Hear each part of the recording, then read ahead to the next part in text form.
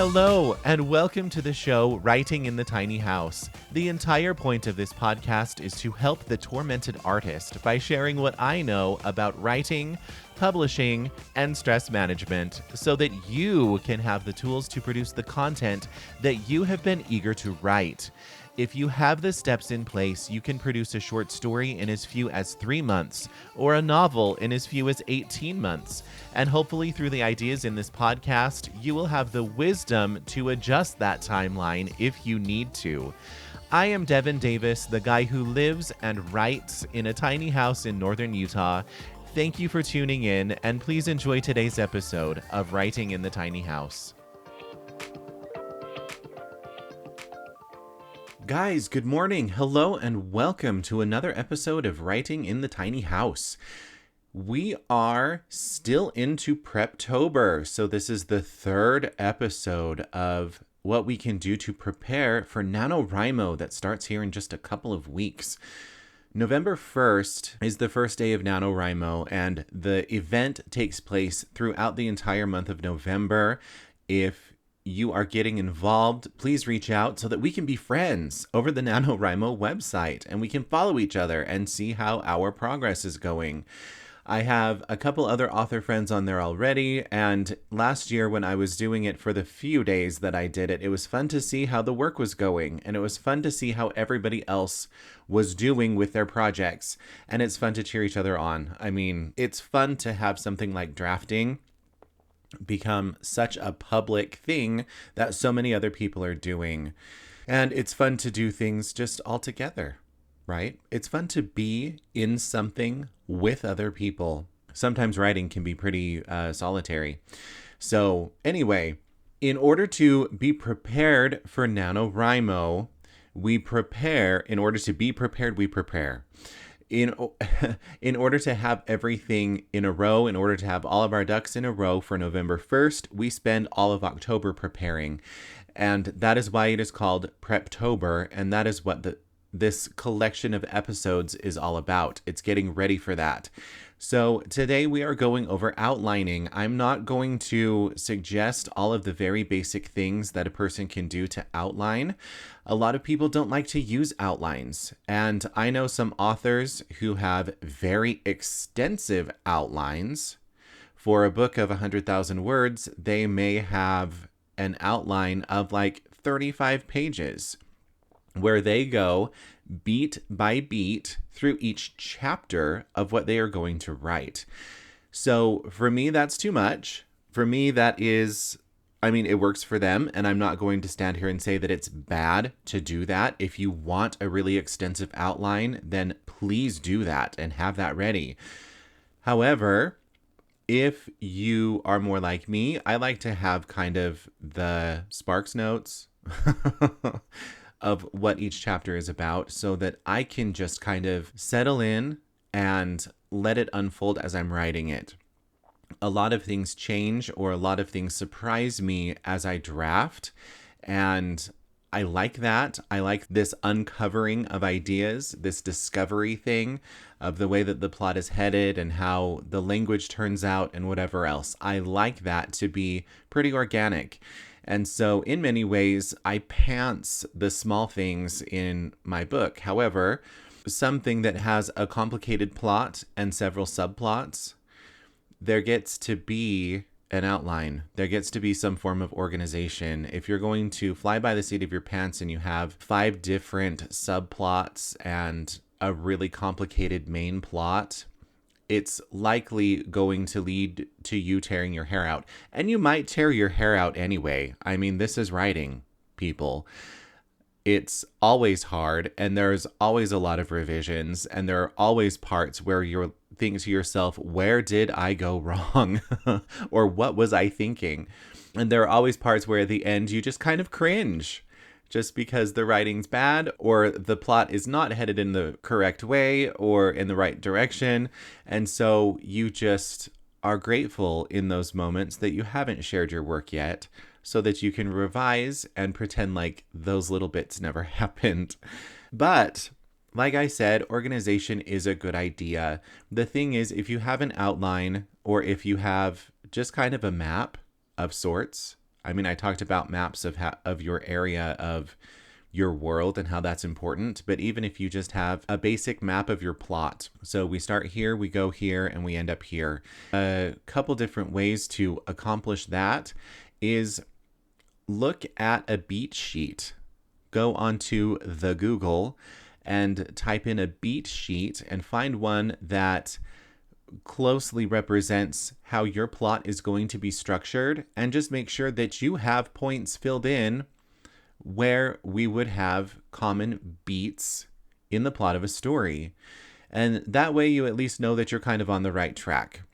Because I have the complicated storyline, and because I have a couple subplots and a couple even more subplots, I need to have some form of an outline. But for me, and this is something that I'm going to suggest for people who don't like to outline, instead of going through and saying what each line of dialogue is going to be, what the conversation is going to be about, for each of the chapters, I include the big parts. And there are some chapters that dabble into this storyline and a subplot. And so there are some chapters that are going to have breaks. And so they're going to be kind of broken in between two subplots, which is fine. It's common in many different stories.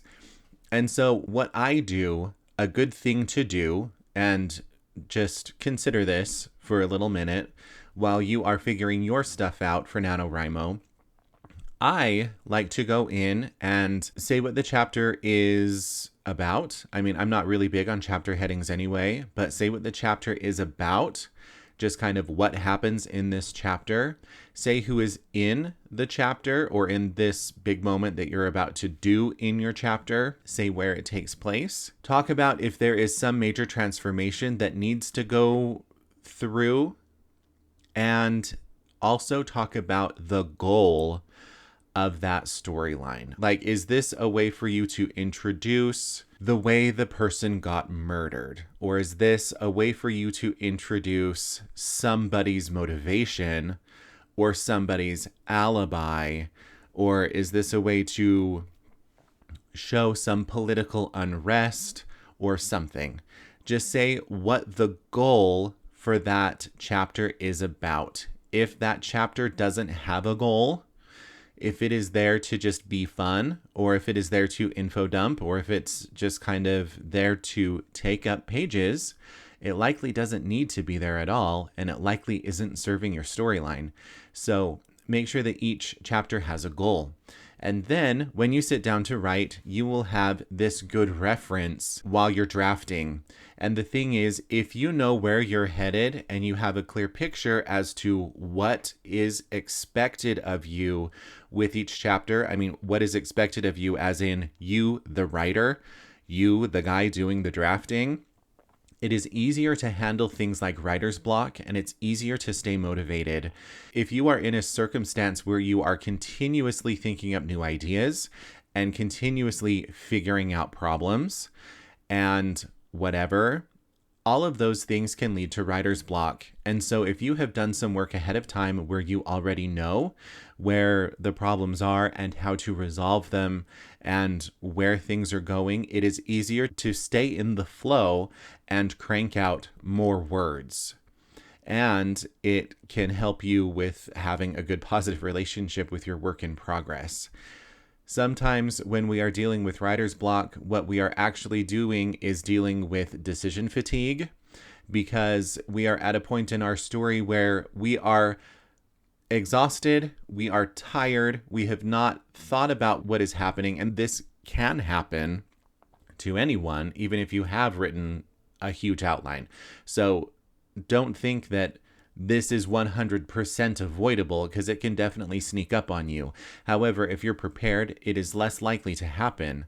Anyway, when you find yourself in the throes of writer's block, oftentimes it is your brain just wanting to no longer be creative. And it's a lot of decision fatigue. It's making choices. It is taking control of your storyline and being creative, and all of that takes a lot more brain power.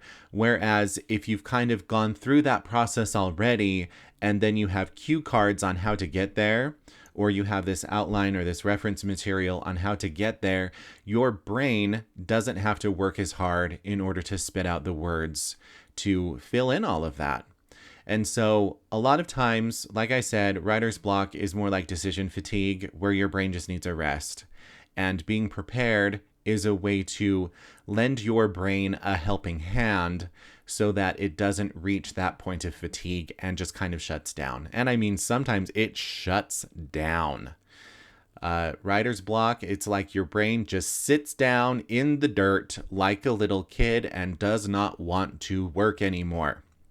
So that is why we outline, or that is why we at least have something prepared ahead of time to give ourselves some guidance, especially if your story is complicated. If your story is more simple and mostly just has one plot and it's pretty straightforward, then obviously do whatever you want. This is your process. This is your work in progress. It is your thing. And all of this is just suggestions anyway. But if it's a simple, cozy storyline, odds are perhaps you have already done enough prep work and you're just going to write whatever is in your heart. And I think that's super great. It's not what I write. That is what I have for you today. Have an outline, have some form of something so that you can deal ahead of time with writer's block. It helps you to get into the flow, and then you can crank out more words in less time. So thank you for joining me, and tune in next week. And that is it for today. Go ahead and follow me on social media. On Instagram, I am at Author Devin Davis. On Twitter, I am at Author Devin D. And I also have an account on TikTok. Go ahead and find my information in the show notes of this episode. And remember that my short story Brigitte, which was published last fall, is available on Amazon as an ebook and on Audible as an audiobook. Go ahead and check those things out today. And be sure to join me on next week's episode of Writing in the Tiny House. Run by copy editor Chrissy Barton, Little Syllables Editing is a reliable resource for anyone looking to improve their manuscript. Chrissy does line edits, copy edits, and the final proofread for experienced writers and newbies alike. Go to littlesyllables.com and reach out to Chrissy today. A link is in the show notes.